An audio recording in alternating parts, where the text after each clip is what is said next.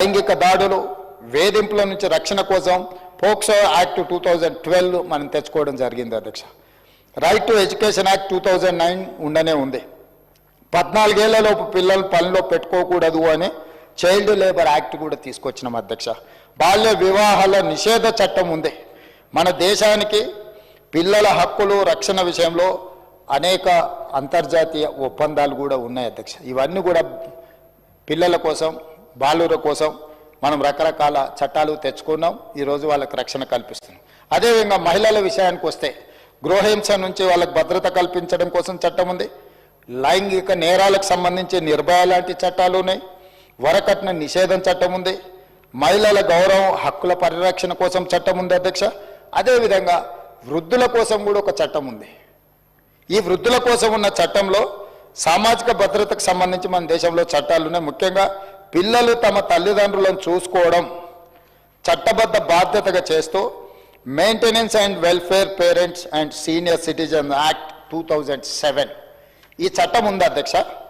అయితే ఈ చట్టంలో సమాజంలో జరుగుతున్న వివక్ష ఈరోజు మనం చూస్తున్నాం. మిత్రులు పాయల శంకర్ గారు ఈ 10,000 కూడా సరిపోదు, ఇంకా ఎక్కువ ఉండాలి. వాళ్ళకు ఆరోగ్య పరిస్థితులు లేకపోతే ఇతర అంశాలు వచ్చినప్పుడు వాళ్ళకు ఈ 10,000 రూపాయలు సరిపోదు, 15% కానీ ఇంకా ఎక్కువ ఉంటే బాగుంటుంది అని వారు ఒక సూచన చేశారు. అయితే అధ్యక్ష, ఈ సందర్భంగా కేంద్ర ప్రభుత్వం ఏదైతే చట్టం తీసుకొచ్చిందో 2007 యాక్ట్ ఇప్పుడు నేను చెప్పింది, అందులో మ్యాక్సిమం 10,000 మించకూడదని కేంద్ర ప్రభుత్వం చట్టం చేసింది. ఇప్పుడు 10,000 కంటే అధికంగా ఇచ్చేటట్టుగా మనం ఏ చట్టం చేసినా కేంద్ర ప్రభుత్వం యొక్క చట్టానికి విరుద్ధంగా మన రాష్ట్ర ప్రభుత్వం మన శాసనసభ చట్టం చేస్తే ఈ చట్టమే చెల్లకుంటపోతుంది. కాబట్టి ఒకవేళ అవసరమైతే మనం ఏదైనా ఒక సందర్భంలో దీని పరిధిని పెంచడానికి అవసరమైన సూచనలు చేస్తూ ఇక్కడ చర్చ చేసి ఒక తీర్మానాన్ని మనం అవసరం అనుకుంటే కేంద్ర ప్రభుత్వానికి పంపించి ఈ 10,000 15% శాలరీ లేదా 10,000 లోపు ఎక్కువన్నా తక్కువన్నా 10,000 యావరేజ్గా వచ్చేటట్టు చేయడం జరిగింది అధ్యక్ష. ఎందుకు అంటే కేంద్ర ప్రభుత్వం తీసుకొచ్చిన చట్టాలను కూడా మనం దీంట్లోని మనం పెట్టుకోవడం. సెక్షన్ 9లో మ్యాక్సిమం మెయింటెనెన్స్ అలవెన్స్ 10,000 మించవద్దని ఉంది అధ్యక్ష ఈ చట్టంలో. అందుకే మనం ఈరోజు 10,000 అనే చట్టాన్ని పెట్టుకున్నాం. పాయల శంకర్ గారు చేసిన సూచనను 10,000 పైన ఉండాలని ఏదైతే అంటున్నారో మన కేంద్ర ప్రభుత్వం చేసిన చట్టం మనకు నిబంధనగా ఉంది కాబట్టి దానికోసం ఈరోజు మనము అంతకంటే ఎక్కువ పెట్టడానికి మనకు అవకాశం లేకుండా పోయింది అధ్యక్ష. అదేవిధంగా సమాజంలో చాలా పేపర్ కటింగ్లు ఇవన్నీ ఇచ్చిన మా వాళ్ళు, ఇవన్నీ మన నిత్యం అనుభవంలో ప్రజాప్రతినిధులం కాబట్టి మన దృష్టికి చాలా విషయాలు వస్తాయి. బతికున్నప్పుడు తల్లిదండ్రులకు బుక్కెడు బో కూడా పెట్టరు. భార్య భయానికో వీళ్ళకే తల్లిదండ్రుల పట్ల అభిమానమో గౌరవమో ప్రేమ లేకపోవడమో కారణాలు ఏమైనా అయి ఉండొచ్చు. బతుకున్నప్పుడు తల్లిదండ్రులను చూసుకొని వాళ్ళు చనిపోయినప్పుడు శవాన్ని ఇంటి ముందర పెట్టుకొని ఆస్తుల పంపకాల కోసం కొట్లాడుకున్న వాళ్ళను, పోలీస్ స్టేషన్ మెట్లెక్కిన వాళ్ళను, ఒకరి మీద ఒకరి కేసులు పెట్టుకున్న వాళ్ళను కూడా మనం చూసుకుంటూ వచ్చినాం అధ్యక్ష. అందుకే అధ్యక్ష ఈరోజు మారిన పరిస్థితులు. ఓ సినిమాలో ఒక డైలాగ్ ఉంది అధ్యక్ష, అంటే చాలా మనిషిని పిండేసే విధంగా ఆ మాటలు ఉన్నాయి అధ్యక్ష. పిల్లలను కనగలము కానీ వాళ్ళ బుద్ధులను కనగలమా అని ఆ సినిమాలో ఒక ప్రశ్న. తల్లిదండ్రులకు పిల్లలను కనడానికి అవకాశం ఉంది కానీ వాళ్ళ బుద్ధి ఎలా ఉండాలనో ఆ బుద్ధిని కనే అవకాశం తల్లిదండ్రులకు లేకపోవడం వల్ల ఈరోజు సమాజమే తల వంచుకునే విధంగా కొంతమంది పిల్లలు వ్యవహరిస్తున్నారు. వాళ్ళని దృష్టిలో పెట్టుకొని ఈ చట్టం చేయడం, ఈ అవకాశం రావడం ఒకవైపున నేను ఆనందంగా భావించిన, ఇంకొక వైపు నాకు చాలా బాధ ఉంది.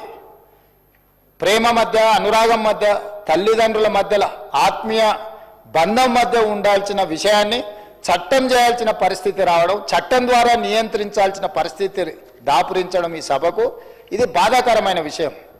కానీ బాధపడుకుంటూ కూర్చుంటే తల్లిదండ్రుల సమస్య తీరదు.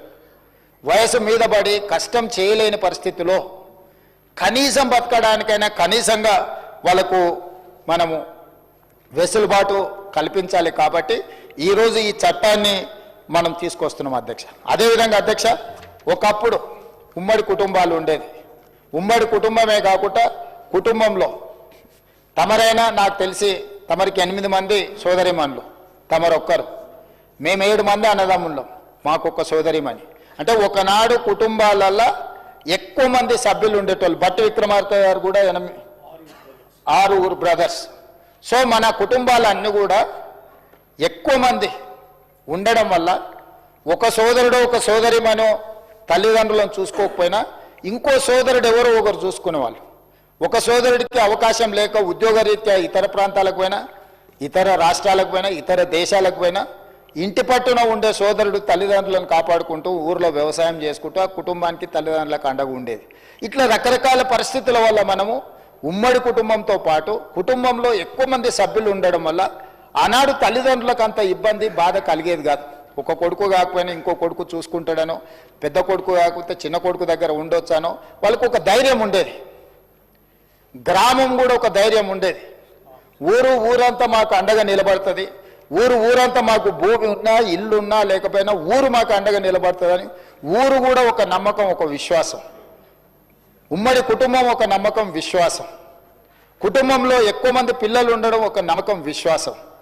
ఈరోజు కాలం మారింది, పరిస్థితులు మారినాయి, ఆలోచనలు మారినాయి, అవసరాలు మారినాయి, మన ఎదుగుదల లేకపోతే మన ఆలోచనలు మారిపోయినాయి. ఈ సందర్భంగా ఈరోజు ఈ చట్టాన్ని ఈ పరిస్థితుల్లో ఈరోజు మనం చేసే పరిస్థితి వచ్చింది అధ్యక్ష.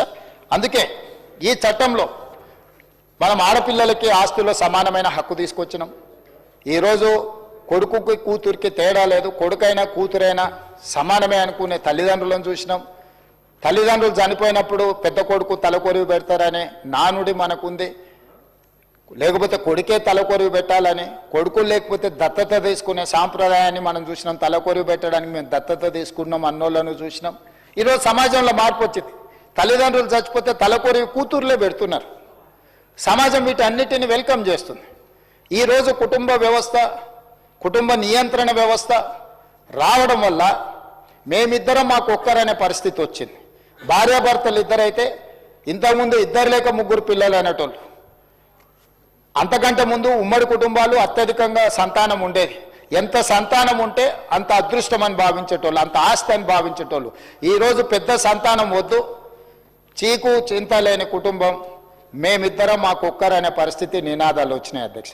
మరి ఈరోజు ఒక్కరో ఇద్దరో ఉంటే, ఆడకూతురులే ఉంటే, ఆడకూతురులకు తల్లిదండ్రుల మీద ప్రేమ ఉన్నా, వాళ్ళకి ఏదైనా సాయం చేయాలని ఉన్నా, ఆడబిడ్డ పుట్టింటి నుంచి మెట్టినింటికి పోగానే అత్తగారు వాళ్ళు తల్లిదండ్రులకు ఏ మాత్రం సాయం చేయడానికి అవకాశమే లేదు, అవకాశం ఇవ్వనే వద్దనే విధానం. కానీ తల్లిదండ్రుల నుంచి వచ్చే ఆస్తి మాత్రం మొత్తం అల్లుడో లేకపోతే అత్తగారులో మొత్తం తీసుకొని రమ్మని మాట్లాడే పరిస్థితులు మనం చూస్తున్నాం. ప్రజాప్రతినిధులుగా మనం కూడా ఈ పంచాయతీలు తెంచుతున్నాం. అందుకే ఈరోజు కుటుంబం అంటే కొడుకైనా బిడ్డైనా ఇద్దరు సమానమే. కొడుకుకు బిడ్డకు తేడా లేనప్పుడు, ఆస్తిలో అవకాశంలో సమానమైన హక్కులు ఉన్నప్పుడు, ఆడబిడ్డకు నిజంగా కొడుకుల కంటే కూడా ఆడబిడ్డలకు ఎక్కువ తల్లిదండ్రుల మీద అభిమానం, ప్రేమ ఉంటుంది. ఎక్కడున్నా కూడా వాళ్ళు కన్సర్న్ ఎక్స్ప్రెస్ చేస్తుంటారు. వాళ్ళ ఆరోగ్యమైన పరిస్థితి ఎట్లుంది, లేకపోతే వాళ్ళు తింటున్నారా తింటలేరా, సమయానికి మెడిసిన్స్ వేసుకుంటున్నారా లేదా, ఏదైనా ఇబ్బంది వచ్చిందంటే హాస్పిటల్లో చేరిందంటే మనం పోయినా పోకపోయినా మన సోదరి మనలే పోయి వాళ్ళతోని ఎక్కువ సమయం కేటాయించి, ఎంత వాళ్ళకి ఇష్టం ఉన్నా, కన్న తల్లిదండ్రుల మీద ఎంత ప్రేమ ఉన్నా, కట్టుకున్న వాళ్ళ ఒత్తిడి వల్ల వాళ్ళు ఉద్యోగస్తులైతే కూడా తల్లిదండ్రులకు కనీసం ఆసుపత్రి ఖర్చులకు కూడా చిల్లిగవ్వ ఖర్చు పెట్టని పరిస్థితులు ఈరోజు మనం చూస్తున్నాం అధ్యక్ష. నెల బతకడానికి అవసరమైన ఆర్థిక సహాయం చేయలేని పరిస్థితి. నిజంగా బిడ్డకి ఎంతో ప్రేమ ఉండి తల్లిదండ్రులకు ఏమి చెయ్యాలన్న కోరిక ఉన్నా ఈరోజు మెట్టింటి ఒత్తిడి వల్ల వాళ్ళు తల్లిదండ్రులను ఆదుకోలేని పరిస్థితి. ఇక్కడే మన ప్రభుత్వం ఆలోచన చేస్తుంది అధ్యక్ష. ఇక్కడి వరకు కొడుకుల గురించే మీరు ఆలోచన చేస్తారు. కూతురికి తల్లిదండ్రుల మీద ప్రేమ ఉన్నా, ఆ కూతురు తప్ప ఇంకే ఏ ఆధారం లేని తల్లిదండ్రులకు ఎక్కడికి వెళ్ళాలనో తెలియదు. మెట్టినింటికి కూతురునిస్తే తల్లిదండ్రులపై మెట్టినింట్లో ఉండలేని పరిస్థితి. కూతురు మెట్టినింటి నుంచి పుట్టినింటికి వచ్చే పరిస్థితి లేదు. ఆర్థికంగా తల్లిదండ్రులు వాళ్ళు కష్టపడ్డదంతా కూడా కూతుర్ని పెంచి పెద్ద చేసి ఒక ప్రభుత్వ ఉద్యోగం, ఒక ప్రైవేట్ ఉద్యోగం, ఒక ప్రయోజకురాల్ని చేసిన తర్వాత, ఒక పెళ్లి చేసి అత్తగారింటికి పంపించిన తర్వాత మానసికంగానే వీళ్ళు ఒక బలహీనపడమే కాదు, జీవన ఆధారం మీద కూడా ఎవరి మీద ఆధారపడాలనో తెలియని పరిస్థితులు.